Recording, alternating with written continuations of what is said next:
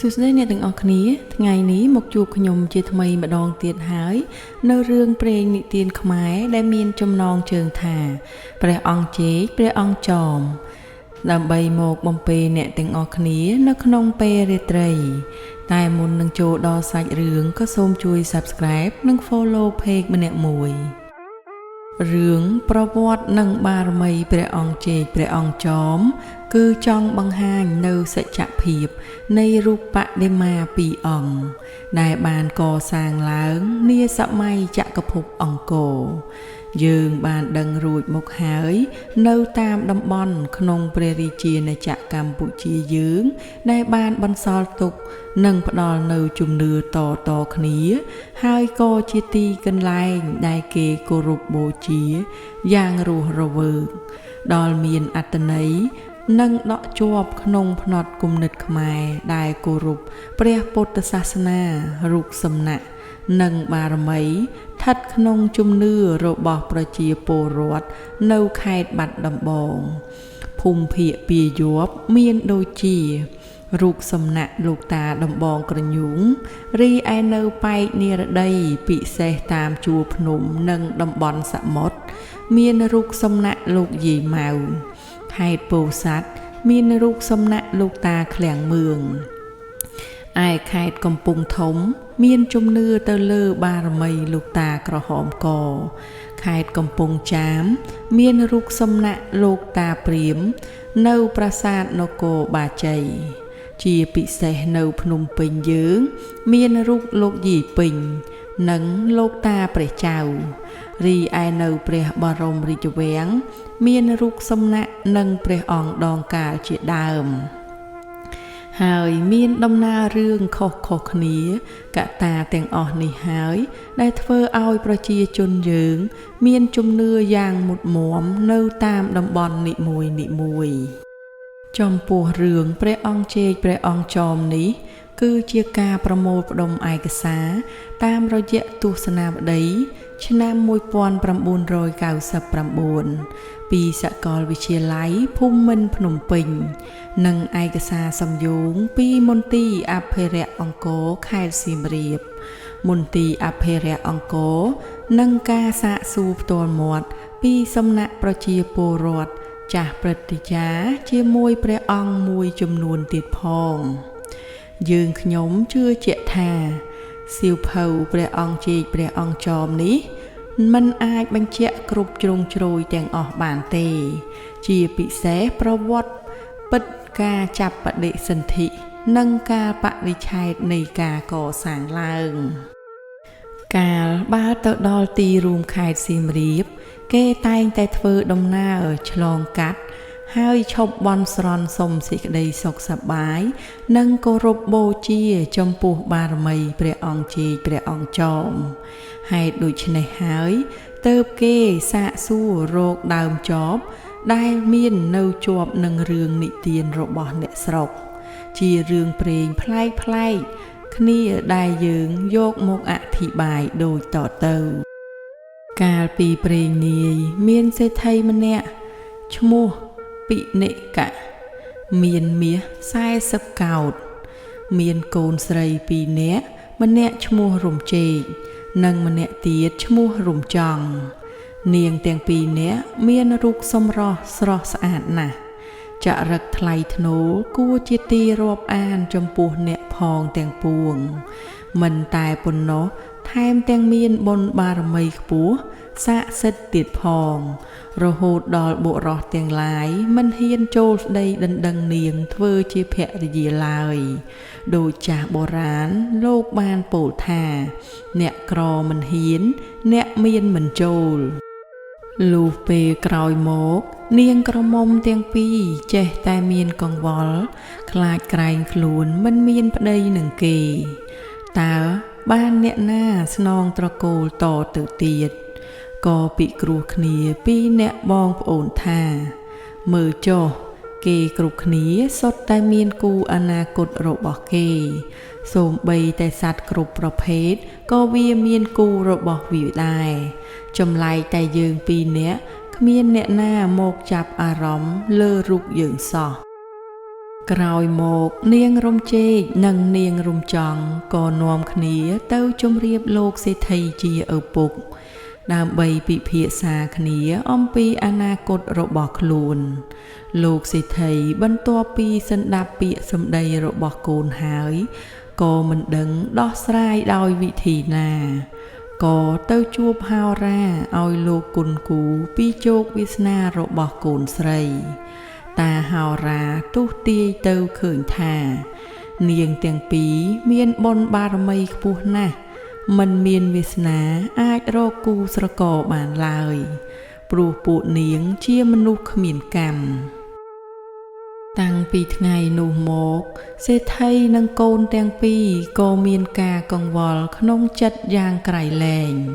សេដ្ឋីក៏ទៅពិគ្រោះនឹងតាហោម្ដងទៀតហើយសួរថាតាហោតើខ្ញុំអាចសង្គ្រោះកូនខ្ញុំដោយវិធីណាដើម្បីឲ្យពួកនាងរួចផុតអំពីកម្មពៀរនេះហោរាគុណគូមើលម្ដងទៀតក៏ឆ្លើយថាមានវិធីតែមួយគត់ដែលធ្វើឲ្យនាងទាំងពីរអាចរួចផុតពីការរស់នៅឯកោនេះបានគឺត្រូវកសាងរូបសំណាក់ម្នាក់ឲ្យបានមួយធ្វើអំពីសម្រិទ្ធដើម្បីឲ្យជាតិក្រោយនាងមានគូស្រករនៅអាយុ18ឆ្នាំបន្ទាប់មកលោកសេដ្ឋីក៏ឲ្យគេកសាងរូបសំណាក់កូនស្រីធ្វើអំពីសម្រិទ្ធ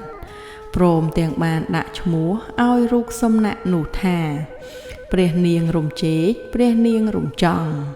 លុះយូរទៅពាក្យនេះក៏คล้ายមកជាព្រះអង្គជែកព្រះអង្គចោមរហូតមកដល់សពថ្ងៃនេះមាននិទានមួយបែបទៀតមានន័យផ្សេងពីនេះដែរមានសេចក្តីដំណើរថាជាយូរលង់ណាស់មកហើយមានស្ដេចមួយអង្គមានឫទ្ធិបារមីខ្លាំងពូកែណាស់ទ្រង់មានស្រីស្នំជាច្រើនអ្នកដែររស់នៅក្នុងព្រះរាជវាំងដែលជារបស់ទ្រង់តែក្នុងចំណោមស្រីស្នំទាំងអស់នោះមាននារី2នាក់ដែលមានព្រះឆោមឡោមពណ៌ស្រស់ស្អាតជាងគេ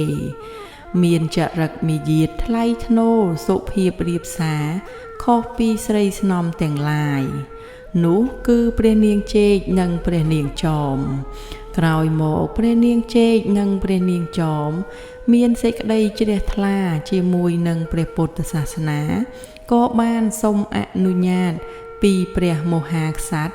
លាចាកទៅសាងព្រះភ្នោះជាភិក្ខុនីទាំងពីរព្រះអង្គដោយសារតែភិក្ខុនីទាំងពីរមានគុណសម្បត្តិល្អនិងមានព្រហ្មវិហារធម៌យ៉ាងប្រពៃធ្វើឲ្យមនុស្សម្នាទាំងឡាយគោរពប្រណិប័តចំពោះទ្រង់គ្រប់គ្នាលុះដល់ភិក្ខុនីអស់ព្រះជន្មទៅក៏គេនាំគ្នាកសាងរូបសំណាក់ព្រះអង្គឡើងគឺរូបព្រះអង្គជែកនិងព្រះអង្គចោមនេះឯងចំណែកឯខាងប្រវត្តិសាស្ត្រនិងស្ថានភាពការពិតមានដំណើរដូចតទៅព្រះរាជាណាចក្រកម្ពុជាយើងគឺជាចក្រភពមួយដែលមានឈ្មោះល្បីល្បាញនៅជ្រោយឥណ្ឌូចិននាសម័យមហានគរចាប់ពីសតវត្សទី8រហូតដល់សតវត្សទី12លក្ខណៈពិសេសរបស់វប្បធម៌អរិយធម៌ខ្មែរគឺការកសាងប្រាសាទថ្មជាច្រើនដែលប្រទេសផ្សេងពុំមានដូចក្នុងនោះមានខេត្តសៀមរាបគឺជាទឹកដីមួយដែលសម្បូរទៅដោយអច្ឆរិយវត្ថុដ៏អស្ចារ្យគឺភោជនីយដ្ឋានរបស់ដូនតាខ្មែរយើងជាច្រើនកន្លែងមានប្រាង្គប្រាសាទបុរាណដល់ប្រណិតជាពិសេសប្រាសាទអង្គរវត្តដែលជនបរទេសបានទទួលស្គាល់ហើយចុះក្នុងបញ្ជីបេតិកភណ្ឌពិភពលោករួចមកហើយទន្ទឹមនឹងនេះក្រៅពីភាពល្បីរន្ទឺអំពីប្រាសាទនានាយើងសង្កេតឃើញអាកំបាំងនៃវត្ថុស័ក្តិសិទ្ធិនិងបារមីដ៏ខ្លាំងពូកែជាច្រើនកន្លែងឯទៀតផងដែរប្រជាជនខ្មែរយើង ធ្លាប់តែបានឮតគ្នាពីខេត្តមួយទៅខេត្តមួយអំពីមហិទ្ធិឫទ្ធិដ៏ខ្លាំងពូកែនៃព្រះពុទ្ធបដិមាពីព្រះអង្គនៅខេត្តសៀមរាបនោះគឺព្រះអង្គជេកនិងព្រះអង្គចោមជាការពិតណាស់ទោះជាក្នុងសម័យអង្គរនិងសម័យក្រោយអង្គររហូតមកដល់សម័យបច្ចុប្បន្នក្តីជំនឿលើវត្ថុស័ក្តិសិទ្ធិនៅតែមានអត្ថិភាពនិងឥទ្ធិពលគ្របសង្កត់មកលើផ្នត់គំនិតប្រជាពលរដ្ឋខ្មែរយើងជានិច្ចដោយសារភាពល្បីល្បាញនិងបារមីព្រះអង្គជេកព្រះអង្គចោមបានខាបអន្ទងចិត្តប្រជាពលរដ្ឋខ្មែរឲ្យគោរពបូជានិងមានជំនឿលើបារមីព្រះអង្គទាំងពីរហើយបានខិតខំរក្សាការពារឲ្យនៅស្ថិតស្ថេរគង់វង្សរហូតមកដល់សព្វថ្ងៃកាលដើមឡើយព្រះអង្គជេកព្រះអង្គចោមត្រូវបានកសាងឡើងដោយបុត្រីដែលគ្រប់គ្រងនាសម័យនោះបានដាក់រូបសំណាកព្រះអង្គទាំងពីរនោះថាព្រះអង្គជេកព្រះអង្គចោមរូបសំណាកទាំងពីរនេះធ្វើឡើងអំពីសំរិទ្ធលាយជាមួយនឹងលង្ហិនមាសព្រមទាំងលោហៈធាតុដ៏មានតម្លៃជាច្រើនទៀតលាយបញ្ចូលដែលជាស្នាដៃនៃវិស្វករយ៉ាងផ្ចិតផ្ចង់ជាទីបំផុតនាសម័យនោះដោយមនុស្សសម័យមុនមានជំនឿយ៉ាងមុតមមទៅលើមន្តអាគមសាសនាការបន់ស្រន់និងដោយសារមហិទ្ធិឫទ្ធិដ៏អស្ចារ្យរបស់ព្រះអង្គជេកព្រះអង្គចោមធ្វើឲ្យប្រជារាស្ត្រព្រមទាំងអ្នកដឹកនាំនាសម័យនោះមានជំនឿគ្រប់គ្នាហើយគោរពបូជាតគ្នាគ្រប់ដំណរមកដើមឡើយបដិមាព្រះអង្គជេកព្រះអង្គចោមត្រូវគេយកទៅតម្កល់ទុកនៅរូតព្រះពាន់ជាប់រហូតដល់សម័យអាណានិគមបារាំងចូលមកត្រួតត្រានៅប្រទេសកម្ពុជានៅពេលនោះភាពល្បីរុនទឺស្ដីអំពីរូបសំណាកនិងមហិទ្ធិឫទ្ធិព្រះអង្គជេកព្រះអង្គចោមក៏បានដឹងដល់ពួកបារាំងពួកគេក៏មានបំណងចង់ដណ្ដើមយករូបសំណាកទាំងពីរឲ្យទាល់តែបានមូលហេតុដែលពួកគេចង់បាននោះបណ្ដាលមកពីរូបបដិមានេះជារបស់បុរាណហើយមានមហិទ្ធិឫទ្ធិបារមីខ្លាំងពូកែនិងដោយសារបដិមារូបនេះជាសម្រិទ្ធលាយលង្ហិនផងគឺជាវត្ថុដ៏មានតម្លៃបំផុតប៉ុន្តែគម្រោងការរបស់ពួកគេត្រូវបរាជ័យនិងស្លាប់ជាបន្តបន្ទាប់ដោយសាររូបសំណាកព្រះអង្គជេកព្រះអង្គចោមមានមហិទ្ធិឫទ្ធិនិងបារមីត្រូវបានគេរក្សាទុកដោយចល័តគ្រប់ទីកន្លែងនិងមានអ្នកថែរក្សាយ៉ាងម៉ឺងម៉ាត់កាលនោះមានព្រះតេជគុណចៅអធិការវត្តអង្គរខាងជើងជាអ្នកស្នេហាសម្បត្តិវប្បធម៌យល់ដឹងពីភារកិច្ចកតបកិច្ចរបស់ខ្លួននិងជាអ្នកបន្តវេនថែរក្សាមរតកវប្បធម៌ឲ្យបានគង់វង្សដល់កូនចៅជំនាន់ក្រោយកាលបើព្រះតេជគុណចៅអធិការស្ដាប់បាននៅសភាពការនិងគម្រោងការដល់អាក្រក់របស់បារាំងហើយលោកក៏ប្រញាប់យករូបព្រះអង្គជេកព្រះអង្គចោមចេញពីរូតព្រះពាន់ទៅទុកនៅព្រះវិហារវត្តអង្គរខាងជើងប៉ុន្តែក្រោយមកពួកបារាំងបានដឹងពួកគេក៏ទៅតាមរកបន្តដោយដឹងពីបំណងបារាំងដូច្នេះលោកគ្រូចៅអធិការវត្តបានប្រាប់ទៅលោកគ្រូសូត្រឲ្យឆាប់មករំដោះរូបព្រះអង្គទាំងពីរទៅទុកនៅភ្នំគូលែនពួកបារាំងក៏តាមទៅដល់ទីនោះទៀតតែលោកគ្រូចៅអធិការបានយកព្រះអង្គទៅលាក់ទុកបន្តទៅទៀតក្រោយមកមេទ័ពដាបឈួនបានស្នើសុំព្រះអង្គជេកព្រះអង្គចោមទៅរក្សាទុក ហើយបានសុំព្រះអង្គយកម្រាមដៃមួយធ្វើជាតៃគូទុកការពារខ្លួនគឺយកម្រាមដៃឆ្វេងរបស់ព្រះអង្គជេកតាំងពីពេលនោះមកដាបឈួនហាក់បីដូចជាខ្លាំងពូកែបាញ់មិនត្រូវហើយព្រះអង្គអាចជួយបិទបាំងរូបដាបឈួននៅពេលមានអាសន្នទៀតផងក្រោយមកដោយសារតែដាបឈួនរវល់ចូលព្រៃពេករូបសំណាកព្រះអង្គក៏បានយកមករក្សានៅក្នុងព្រះវិហារវត្តអង្គរខាងជើងវិញចំណែកឯលោកគ្រូមេគុណវត្តមានការព្រួយបារម្ភពីសុវត្ថិភាពរបស់រូបសំណាកព្រះអង្គទាំងពីរយ៉ាងខ្លាំង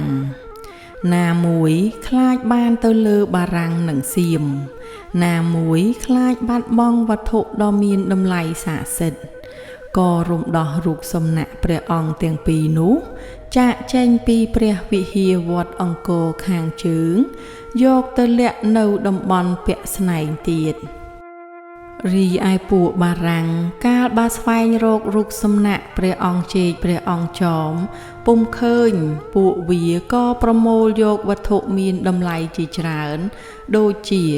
រូបសំណាកបុរាណមានព្រះវិស្ណុព្រះនរាយណ៍ព្រះកុជសាព្រះគីណេតក្បាលអ្នកតានិងរូបព្រះពុទ្ធបដិមាត្បូងមាសប្រាក់ជាដើមនៅតំបន់អង្គរយកទៅជាមួយប៉ុន្តែពេលនោះពួកវាមួយចំនួនត្រូវបានស្លាប់ក្រោមឫទ្ធិបារមីរបស់ព្រះអង្គទាំងពីរព្រោះតែអំពើលោភលន់និងការឈ្លានពានរបស់ពួកគេបន្ទាប់ពីពេលនោះមកគេបានតម្កល់រូបសំណាកនេះនៅអង្គរតូចហើយសន្ធប់ថ្មយ៉ាងជិតតែក្រោយមកមានក្រុមចៅបានមកដាប់ថ្មនោះដើម្បីយកវត្ថុមានតម្លៃទង្វើទាំងនេះប្រព្រឹត្តដោយជនអគតិបំផ្លាញវប្បធម៌បំផ្លាញសម្បត្តិមរតកជាតិឯងព្រោះនៅសម័យនោះគេច្រើនបង្កប់វត្ថុមានតម្លៃដូចជាមាសគុជត្បូងនៅក្នុងវត្ថុស័ក្តិសិទ្ធិនានាដោយដៃជះបារមីរបស់ព្រះអង្គជេកព្រះអង្គចោមទ្រង់ក៏បាននិមិត្តជាសំឡេងស្រែកប្រាប់ប្រជារាស្ត្រនៅទីនោះឲ្យបានឮថាអាឯនៅពួនអាអក់នៅស្រះស្រង់លើដែកតម្រង់រំលាយព្រះអង្គហើយពេលប្រជាពលរដ្ឋបានឮហើយក៏ចាត់មនុស្សជាក្រុមឲ្យតាមរកអាឯនិងអាអុដល់ទីកន្លែងដែលព្រះអង្គបានប្រាប់រូបបដិមាព្រះអង្គនៅតែទទួលការលាក់ទុកពីកន្លែងមួយទៅកន្លែងមួយទៀតយ៉ាងសម្ងាត់បំផុត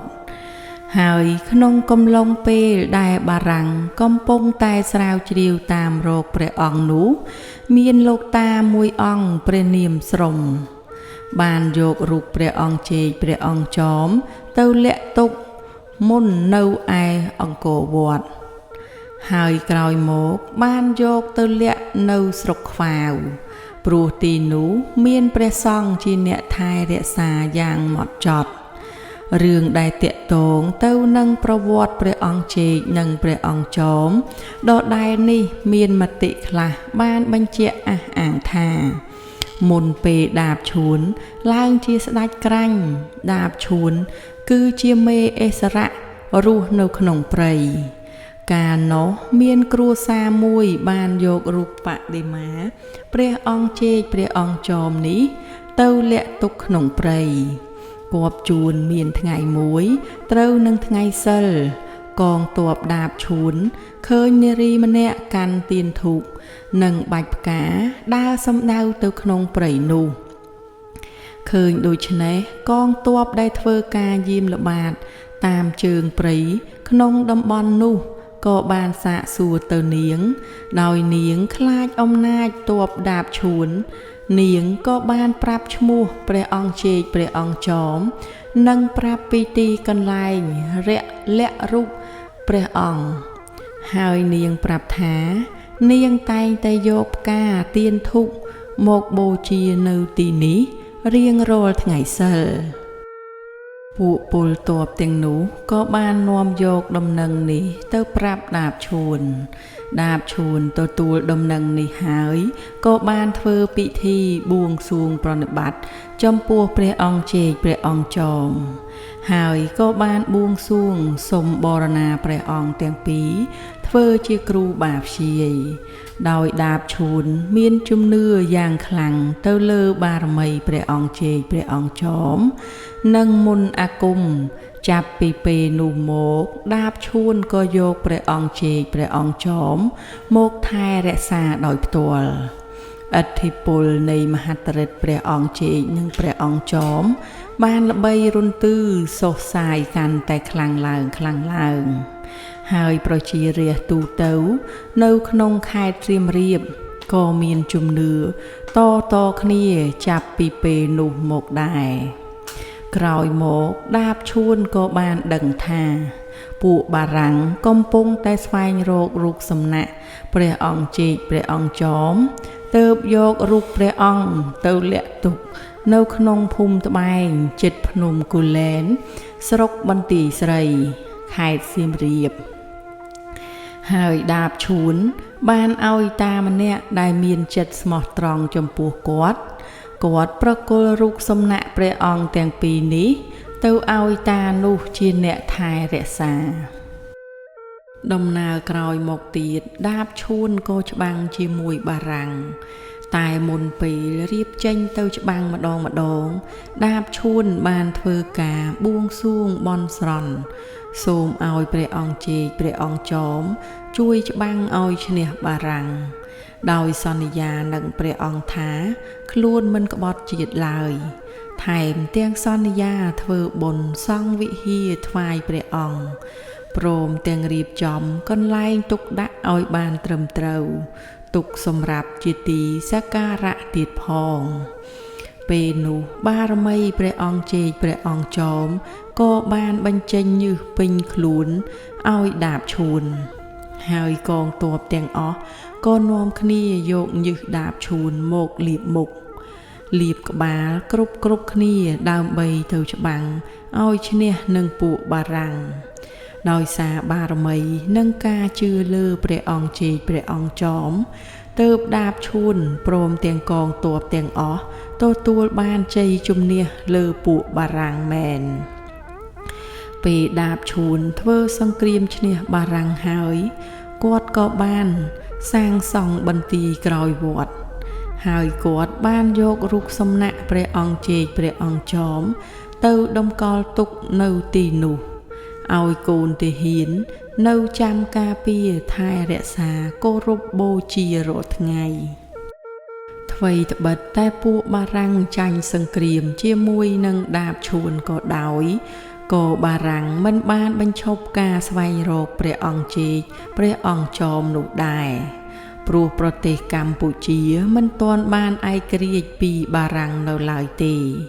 ប៉ុន្តែទោះជាបារាំងខំប្រឹងប្រែងរកព្រះអង្គយ៉ាងណាក៏រកពុំឃើញដែរព្រោះថាពេលមានអាសន្នម្ដងឬក៏ត្រូវទទួលការឈ្លានពានពីជនណាម្នាក់ចំពោះព្រះអង្គជេកព្រះអង្គចោមដាបឈួនអាចលើកបីពោព្រះអង្គទាំងពីរបានយ៉ាងងាយគឺដោយសារព្រះអង្គទាំងពីរបានសម្រាលខ្លួនឲ្យដាបឈួនលើករួចស្ថិតក្នុងសម័យដែលដាបឈួនធ្វើជាមេអិសរៈរស់នៅក្នុងព្រៃមុនឆ្នាំ1960គឺមុនសម័យសម្ដេចឪទាមទារឯករាជ្យឆ្នាំ1954ដាបឈួនក្តាប់នៅសភាពការក៏បានដឹងថាបារាំងចង់បានរូបសំណាកព្រះអង្គជេកព្រះអង្គចោមណាស់ទើបដាបឈួនយករូបព្រះអង្គទាំងពីរនេះទៅលាក់ទុកនៅក្នុងឃុំត្បែងស្រុកបន្ទាយស្រីយើងសពថ្ងៃគាត់បានយកទៅលាក់ទុកនៅទួលប្រាសាទបុរាណមួយក្បែរដើមធ្លុងដួលមួយដើមធ្លុងនោះចេះវាទើបអ្នកស្រុកឲ្យឈ្មោះកន្លែងនោះថាទួលធ្លុងវា ដាបឈួនត្រូវបានបារមីព្រះអង្គជេកព្រះអង្គចោមតាមថែរក្សារហូតមកបញ្ហាមួយទៀតដែលតាក់ទងនឹងដាបឈួនជាមួយនឹងព្រះអង្គជេកព្រះអង្គចោមនោះដែរគឺមានមតិមួយចំនួនបានអះអាងថាក្រោយពេលដែលបារាំងបានប្រគល់ឯករាជ្យឲ្យមកប្រទេសកម្ពុជាវិញពេលនោះដាបឈួនចង់បានអំណាចពេកសម្ដេចសីហនុបានឲ្យដាបឈួនគ្រប់គ្រងខេត្តមួយគឺខេត្តសៀមរាបប៉ុន្តែគាត់ពុំព្រមទទួលយកព្រោះគាត់ចង់ត្រួតត្រាមួយចំហៀងប្រទេសភាគខាងជើងពេលនោះដាបឈួនបានរៀបចំគម្រោងការផ្សេងក្នុងគោលបំណងក្បត់និងសម្ដេចសីហនុប៉ុន្តែគម្រោងការនេះពុំអាចសម្រេចបានទេព្រោះថាបារមីព្រះអង្គជេកព្រះអង្គចោមតាមថែរក្សាតែមនុស្សណាដែលស្មោះត្រង់ចំពោះជាតិមាតុភូមិតែប៉ុណ្ណោះនៅពេលដែលដាបឈួនក្បត់នឹងឧត្តមគតិខ្លួនក្បត់ទឹកដីក្បត់ពាក្យសម្បត្តិព្រោះថាមុនពេលដែលដាបឈួនចូលធ្វើចលនាកងទ័ពខ្មែរឥស្សរៈមុនពេលដែលមានបុណ្យស័ក្តិមានអំណាចជាមេទ័ពសម្ដេចឪបានហៅដាបឈួនឲ្យមកផឹកទឹកសម្បត្តិនៅអង្គរធំហើយដាបឈួនបានសច្ចាថាបើខ្លួនក្បត់នឹងសម្ដេចឪសូមឲ្យស្លាប់នឹងគ្រឿងអាវុធចុះលុះដល់ពេលដាបឈួនក្បត់គាត់ក៏រត់ទៅថ្វាយបង្គំសូមឲ្យព្រះអង្គជេកព្រះអង្គចោមជួយការពារគាត់តែពេលនោះព្រះអង្គទាំងពីរក៏លែងជួយដាបឈួនតទៅទៀតប៉ុន្តែកន្លងមកក្រៅពីមហិទ្ធិឫទ្ធិរបស់ព្រះអង្គជេកព្រះអង្គចោមនិងមន្តអាគមគាថារបស់ដាបឈួនគាត់នៅមានប្រពន្ធរបស់គាត់ម្នាក់ឈ្មោះយាយកណ្ដុំស័ក្តិដែលមានរោមកណ្ដាញនៅលើយោនីរោមកណ្ដាញនេះពូកែណាស់កាប់មិនមុតដុតមិនឆេះបាញ់ក៏មិនផ្ទុះហើយមានមតិមួយចំនួនបាននិយាយថាពេលដែលដាបឈួនធ្វើសង្គ្រាមប្រយុទ្ធជាមួយខ្មាំងសត្រូវយាយកណ្ដុំស័ក្តិតែងតែនាំមុខនិងរារាំងគ្រាប់កាំភ្លើងដល់ពួកទ័ពនៅពេលដែលគេបាញ់សន្ធប់មកលើក្រុមគាត់ជាមួយនឹងដាបឈួនប៉ុន្តែដោយសារឥទ្ធិពលនៃអំណាចធ្វើឲ្យដាបឈួនមិនគោរពពាក្យសច្ចៈក្បត់នឹងពាក្យសម្បត្តិរបស់ខ្លួនម្ដងហើយម្ដងទៀតទើបមហិទ្ធិឫទ្ធិព្រះអង្គជេកព្រះអង្គចោមត្រូវសាបរលាបអស់ពេលនោះដាបឈួនមានបំណងចង់គេចខ្លួនទៅប្រទេសថៃហើយក៏មកថ្វាយបង្គំសូមយកព្រះអង្គជេកព្រះអង្គចោមទៅជាមួយតែប្រលឹងព្រះអង្គមិនព្រមទៅតាមបណ្ដាលឲ្យដាបឈួនលើកព្រះអង្គពុំរួចទើបដាបឈួនកាច់មេដៃរបស់ព្រះអង្គយកទៅធ្វើជាតៃគូហើយនាំយាយកណ្ដុំស័ក្តិរត់ទៅនៅពេលដែលដាបឈួនរត់ភៀសខ្លួនទៅបាត់គេក៏បានដង្ហែព្រះអង្គជេកព្រះអង្គចោមចេញពីកន្លែងដាបឈួនមកតម្កល់នៅកន្លែងថ្មីពេលនោះគេបានសង្កេតឃើញរូបព្រះអង្គមានឈាមហូរចេញពីខ្លួនគេក៏នាំគ្នាជូតឈាមនោះចេញស្រាប់តែឮសំឡេងស្រែកយើងមិនចង់នៅទីនេះទេព្រោះឪយើងបានក្បត់ជាតិទៅហើយសំឡេងនេះគេឮនិយាយចេញពីក្នុងថ្មកូនទាហានទាំងនោះកាលបើបានឮហើយក៏ហៅគ្នាទៅជួយស្ដាប់ថ្មនោះបាននិយាយបន្តទៀតថាកុំយកយើងទៅអីបើគេមិនទុកយើងឲ្យនៅទីនេះតើគេយកយើងទៅទីណាគេយកយើងទៅអង្គរវត្តឬហើយក៏ឈប់និយាយតទៅទៀតលុះស្អែកឡើងស្រាប់តែឮសំឡេងនិយាយម្ដងទៀត ពួកទាហានទាំងនោះបន់ស្រន់ថាអោព្រះអង្គអើយសូមលោកកុំប្រកែប្រកាន់នឹងកូនចៅអីសូមព្រះអង្គជួយពួកកូនចៅផងពេលនោះស្រាប់តែឮសំឡេងពីក្នុងថ្មមកថានៅបន់អីទៀតបន្តិចទៀតនឹងឃើញហើយក្រោយមកគឺចំពេលដែលដាបឈួនក្បត់ជាតិបានរត់ទៅដល់ព្រំដែនថៃពេលនោះកងទ័ពរបស់ស្ដេចសីហនុក៏បានដឹងហេតុការណ៍ជាមុនថាដាបឈួនប្រុងរត់ទៅប្រទេសថៃពួកគេបានត្រៀមចាំផ្លូវមុនជាស្រេចហើយក៏ចាប់បានជនទាំងពីរនាក់ប្តីប្រពន្ធនិងកងទ័ពការពារចំនួន15នាក់ផងដែរនៅត្រង់បញ្ហានេះមតិប្រជាពលរដ្ឋដែលជាចាស់ទុំមួយចំនួនបាននិយាយតគ្នាថានៅពេលដែលដាបឈួននាំប្រពន្ធនិងបពួកមួយចំនួនរត់ទៅដល់ព្រំដែនថៃរៀបនឹងឆ្លងទៅដល់ទឹកដីនោះមានឧបទ្ទវហេតុដ៏អស្ចារ្យកើតឡើងគឺមានពស់មួយគូធំប៉ុនដើមត្នោតមករារាំងច្រកចូលទៅថៃទើបពួកគេស្លុតស្មារតី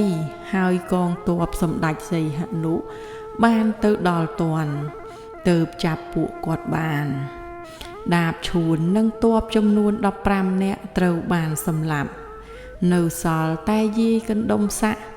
ជាប្រពន្ធទៅរស់នៅក្នុងភូមិត្បែងស្រុកបន្ទាយស្រីចំណេរក្រោយមកក្រៅពីបារាំងដែលបានចង់បានរុកសំណាក់ព្រះអង្គជេកព្រះអង្គចោមនេះ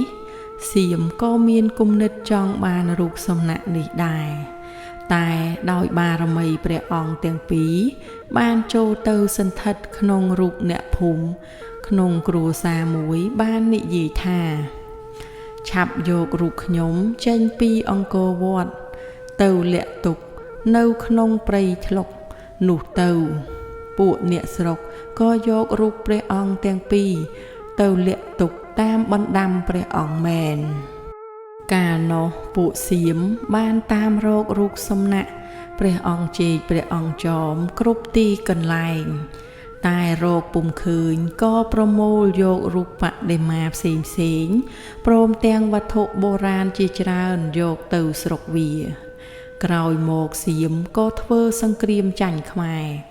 ទើបគេដាក់ឈ្មោះស្រុកនោះថាសៀមរាបជាប់រហូតមក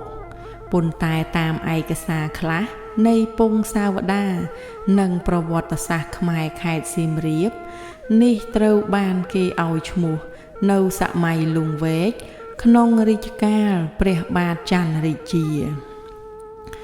លុះមកដល់ពេលដែលព្រះករុណាជាអង្គម្ចាស់ជីវិតតម្កល់លើត្បូងនរោត្តមសីហនុយាងចូលមាតុភូមិប្រទេសវិញ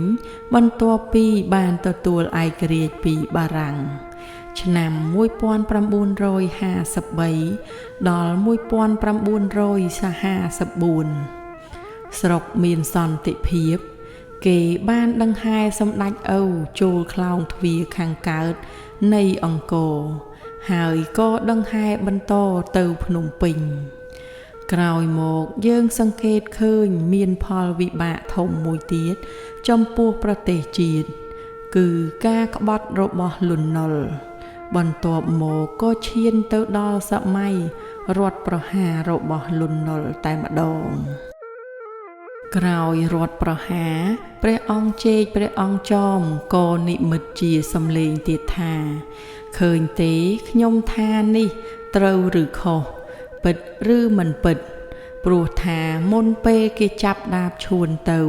ព្រះអង្គជេកព្រះអង្គចោមធ្លាប់និមិត្តសំឡេងពីក្នុងថ្មប្រាប់ថានៅចាំអីទៀតបន្តិចទៀតនឹងដឹងហើយរហូតមកដល់ឆ្នាំ1975ដល់ឆ្នាំ1979សម័យប៉ុលពតពួកវាបានដាក់មីនកំទេចរូបបដិមាព្រះអង្គជេកនិងព្រះអង្គចោមនេះចោលហើយចេតិយនិងវិហារក៏បានទទួលនៅការខូចខាតអស់ ប៉ុន្តែរូបព្រះអង្គជេកព្រះអង្គចោម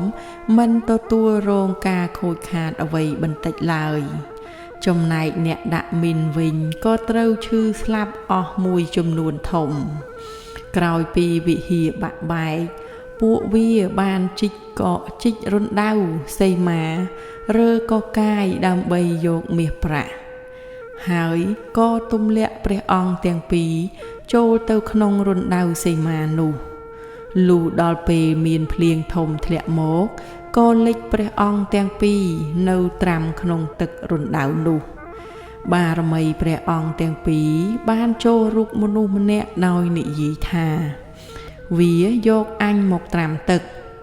វាយកអញមកត្រាំទឹកនៅពេលដែលគេបានដឹងដូច្នេះហើយ